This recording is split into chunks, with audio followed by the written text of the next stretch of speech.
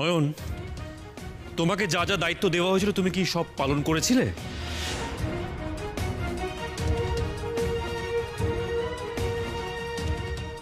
একমাত্র মা এই বিয়েটা চান না। যদি প্রমাণিত হয় তাহলে আমি জেসমিনের সাথে বিয়েটা ভেঙে দেব নয়ন।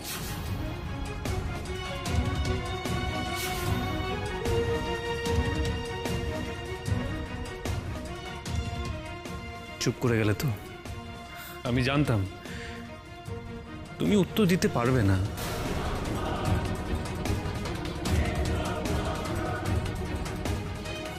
তুমি অনেক কিছু দায়িত্ব নাও নয়ন, কিন্তু সেটা তুমি পালন করতে পারো না শেষ অবধি।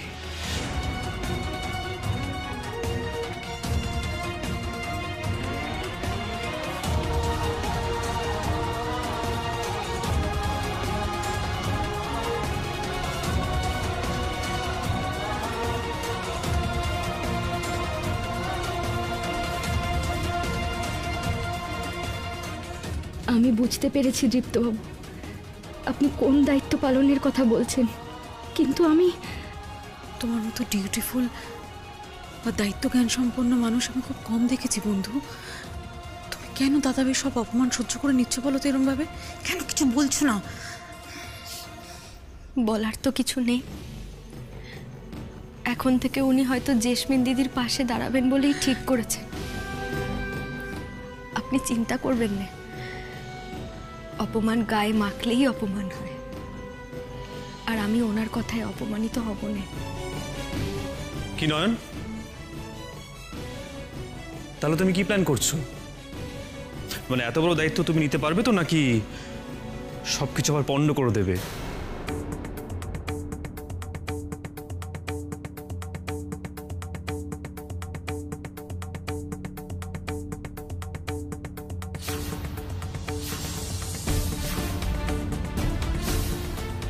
পারবে এত বড় কাজে দায়িত্ব নিতে?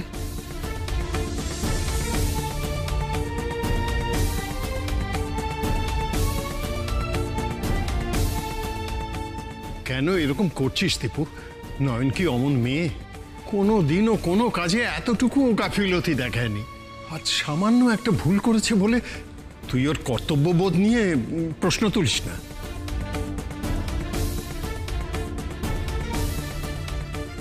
তুমি অত নিশ্চিত হয়ে বলো না বাবা, কাজ পণ্ড তো হতেও পারে।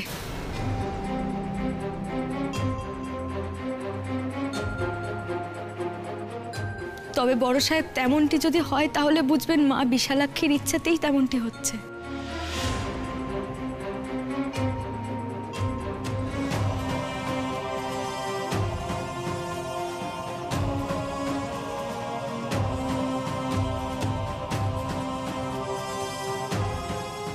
মা বিশালাক্ষীর ইচ্ছে ছাড়া গাছের একটা পাতাও নড়েনে বড় সাহেব। সেখানে ওনার ইচ্ছা ছাড়া আমি কিছু করব এমন সাধ্য আমার নেই।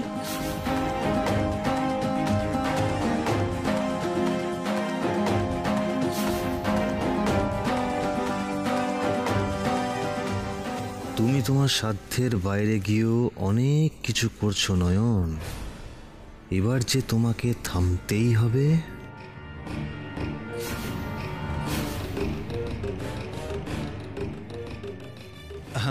মিসেস বাসু, এবার আমাকে একটু বেরোতে হবে। ওমা, বেরোবে মানে? সে কি কথা? না আসলে হঠাৎ করে না একটা খুব জরুরি কাজ মনে পড়ে গেল। I am really very sorry. জেসির বিয়ে তোড়জোড় শুরু হচ্ছে আর আমি থাকতে পারছি না, বাট আমি কথা দিচ্ছি আমি দুপুরের মধ্যে আবার চলে আসবো।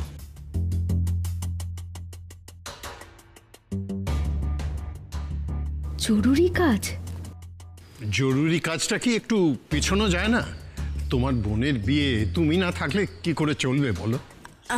আসলে আঙ্কেল কি হয়েছে, বাবা তো দেশে নেই, হুট করে আসতেও পারছে না, তাই দাদার ওপরেই সব দায়িত্ব পড়েছে। আর আই এম শিওর কি দাদা আমার জন্য গিফট কিনতে যাচ্ছে, তাই না রে?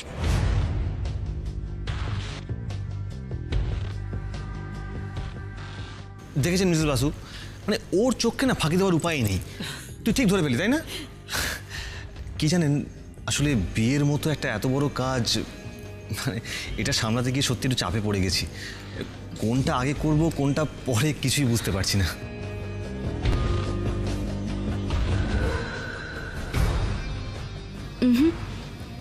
কেমন যেন লাগছে আমার।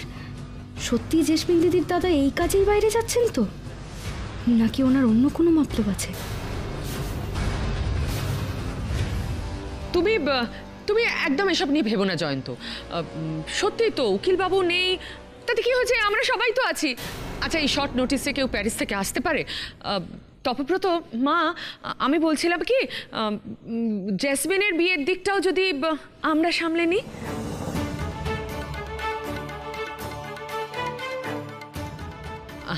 জয়ন্ত আজকালকার ছেলে, ওর পক্ষে বিয়েটা একা সামলানো কি সম্ভব?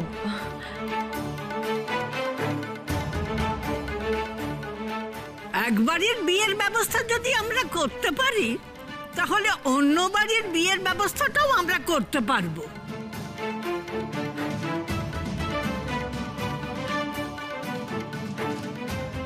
এই তো বাস, মা পারমিশন দিয়ে দিয়েছেন, আর তো কোনো চিন্তাই নেই। মানে আপনারা যে আমার কত বড় উপকার করলেন আমি না আপনাদের বলে বোঝাতে পারবো না। মিসেস বাসু, আপনি একদম ঠিক ধরেছেন, এইসব ব্যাপারে না আমার একদম এক্সপিরিয়েন্স নেই। ইনফ্যাক্ট আমার বিয়েতেই তো বাবাই সমস্ত দায়িত্ব নিয়েছিলেন। আর যদি আপনারা দেখে নেন তাহলে তো nothing like that.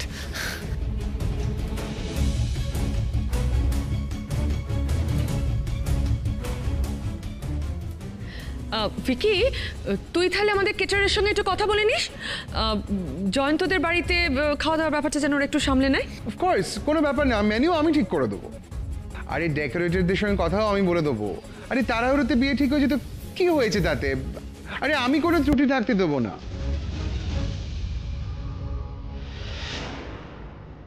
Jayanta, Vicky এই ব্যাপারে কিন্তু একদম এক্সপার্ট। এত ভালো অ্যারেঞ্জমেন্ট করে দেবে তুমি ভাবতেও পারবে না।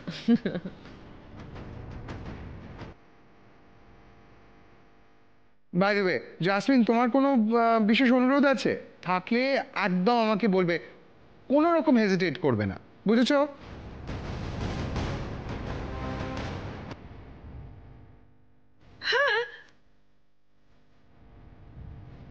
আরে তোমার বিয়ে, তোমার নিজস্ব যদি কোনো প্ল্যান থাকে, ইচ্ছে থাকে, তুমি বলতেই পারো, বলো।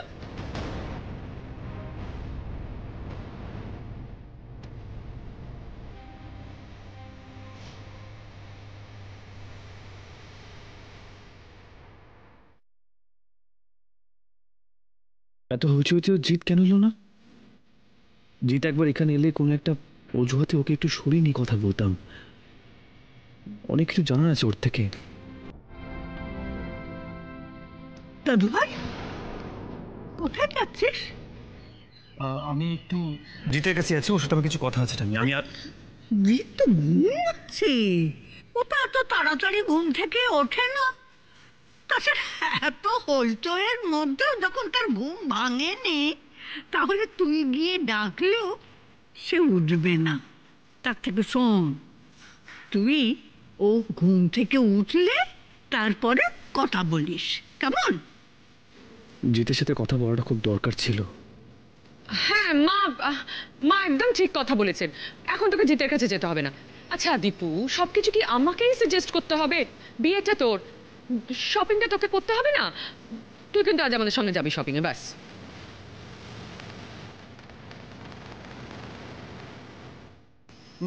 আমি আবার শপিং এ কেন? আমি জানি না, তোকে যেতেই হবে। তোমার যেটা যেটা পছন্দ তুমি কিনে নিয়ে এসেছো, আমি সেটা বারবার পড়েছি। এখন আজকে আবার আমি প্লিজ রিপ্ত, আমি চাই আপনি আমাদের সাথে যান। দেখুন, আমি আজ আপনার জন্য আংটি কিনবো, তো আপনি না গেলে আমি মাপটা কি করে নেব বলুন? প্লিজ চলুন, প্লিজ প্লিজ প্লিজ।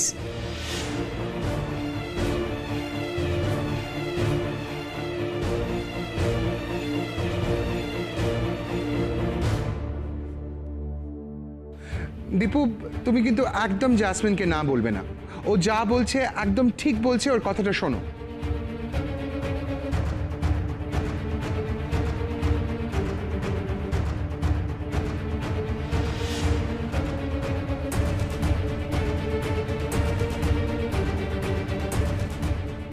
বেশ,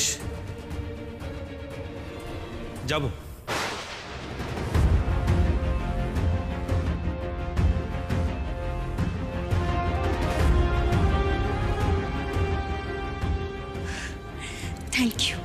থ্যাংক ইউ সো মাচ।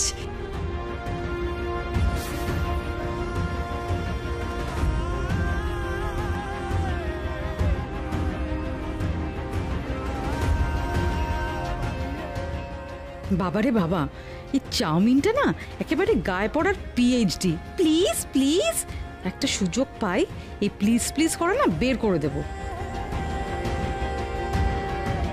যা যা, রেডি হয়ে নে, যা যা। এই শোনো, তোমরা সবাই কাজে লেগে পড়ো। জাসমিনের আইবুড়ো ভাত কিন্তু এখানেই হবে। ও, শ্রীও তো করতে হবে। এই রঙ্গনা, রঙ্গনা, শোনো, তুমি কিন্তু সবটা সামলে নেবে, কেমন? আমাকে বেরোতে হবে। দাঁড়িয়ে আছো কেন? যাও, এটা নিয়ে যাও। জাসমিন, চল, লেটস গেট রেডি। হ্যাঁ, এসো।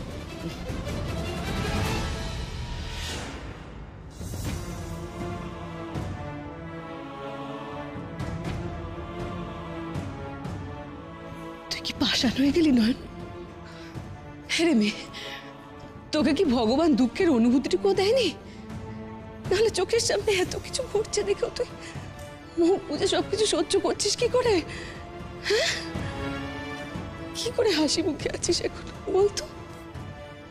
আপনি যদি এত কষ্ট সহ্য করেও পাষাণ না হন কাকিমণি, এত সুন্দর একটা মন যদি আপনার থেকে থাকে, তাহলে আমিও সব কষ্ট হাসি মুখে সহ্য করে নেব কাকিমণি।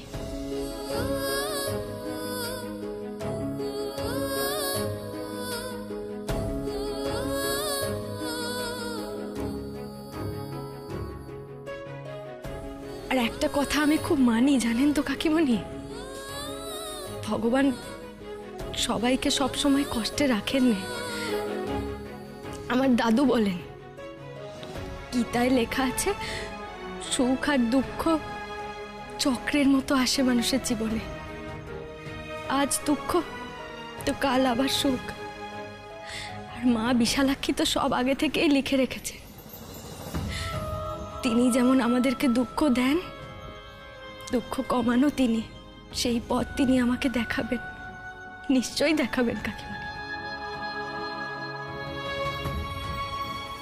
তাই যেন হয়, তাই যেন হয় রে নয়ন। আমি তোর বিশ্বাস দেখি আর অবাক হয়ে যাই, জানিস? এই বিশ্বাসটা মনের মধ্যে বাঁচিয়ে রাখিস। বিশ্বাসের চেয়ে অনেক জোর রে মা, অনেক জোর, অনেক জোর।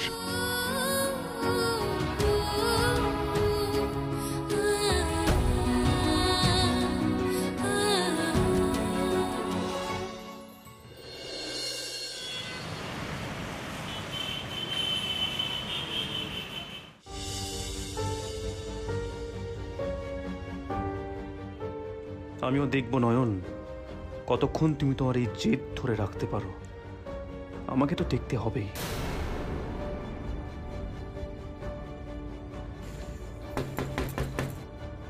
May I?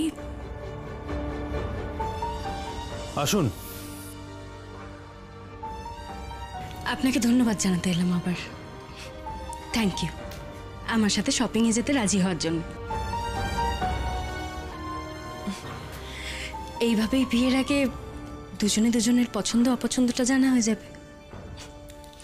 আসলে কি বলুন তো, আমি না শপিং করতে ভীষণ ভালোবাসি। আর বিয়ের পর তো আপনাকেই আমার ব্যাগ ক্যারি করতে হবে, তাই না?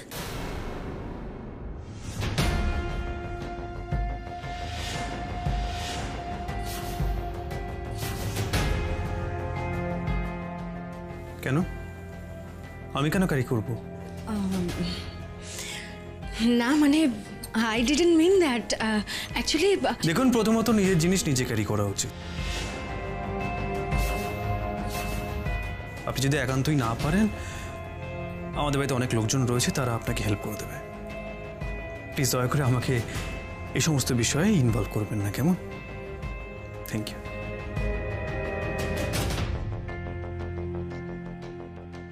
ঠিকই বলেছ দৃপ্ত, চাইলেও বেশি দিন তোমাকে এসবের মধ্যে ইনভলভ করতে পারবো না, কারণ তুমি তো বেশি দিন বাঁচবেই না।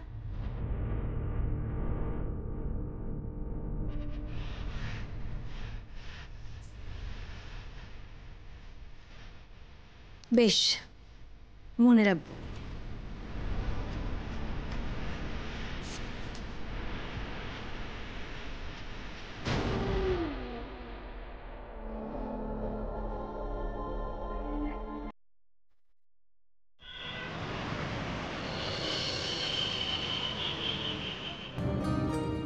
আচ্ছা দীপু কোথায় গেল?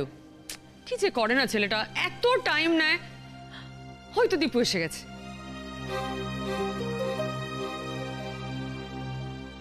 আন্টি, দৃপ্ত কিন্তু কিছু বইতে পারবে না, তাই যা কেনা হবে সেটা পাওয়ার জন্য বাড়ি থেকে কাউকে একটা নিয়ে গেলে ভালো হয়। হ্যাঁ, দীপু বইতেই বা যাবে কেন? লোক তো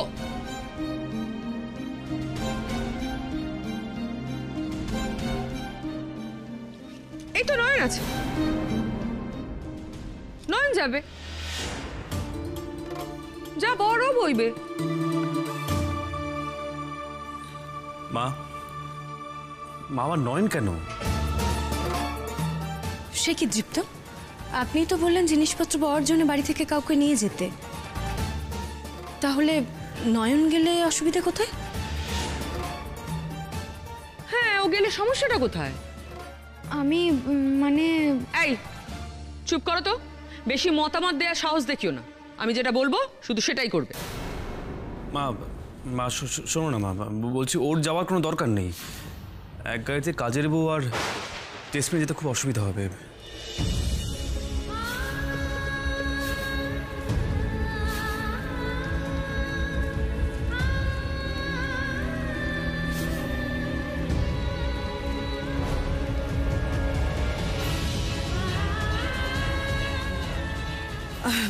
দেখেছেন আন্টি, দৃপ্ত কত সেন্সিবল।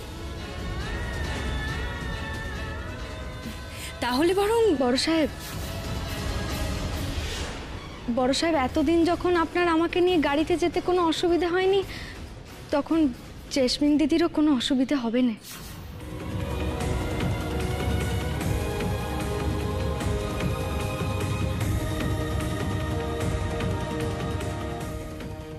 আমি যাব আপনাদের সাথে, আমি এখনই তৈরি হয়ে আসছি, যাব আর আসবো। তোমরা এগুলো নিয়ে গিয়ে রাখো, কেমন?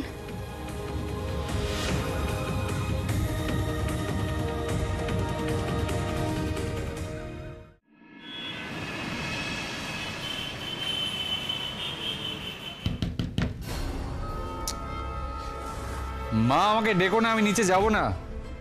আমার কোনো ইন্টারেস্ট নেই তোমাদের ওসবে। ছোট্টা করবো আমি। তাড়াতাড়ি দরজা খুলুন ভাই, বৌদিদি। তাড়াতাড়ি।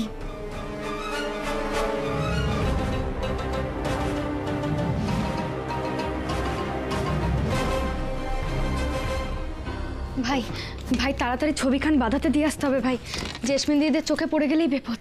বিপদ কেন? আচ্ছা যাকে, এই ছবিটায় কি ছিল কিছু জানতে পারলে? পুলিশ বাবু ফুলগুলো পরীক্ষা করতে দিলেন তো? এখনো তো কিছু জানালেন নে।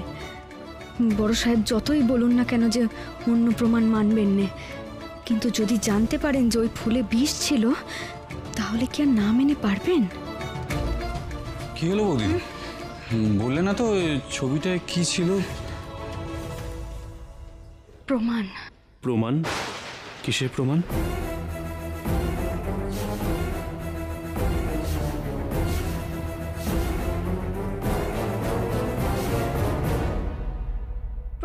প্রমাণ মানে আসলে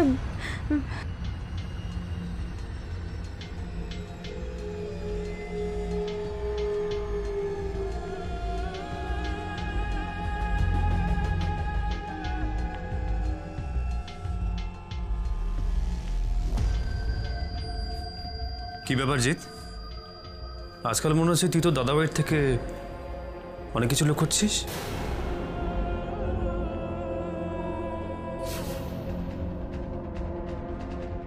লুকোচ্ছি? কি লুকোবো, তাও আবার তোর থেকে? তোর কি সব বাজে বাজে কথা বলছিস। খুব ভুল বলছি কি? গাড়ি কিনবি অথচ সেটা অবধি আমি জানি না। তুই নয়নকে নিয়ে চলে গেলি রং পছন্দ করতে, আর সবচেয়ে মজার ব্যাপার গাড়ির শোরুমটা তরুণবাবুর বাড়িতে।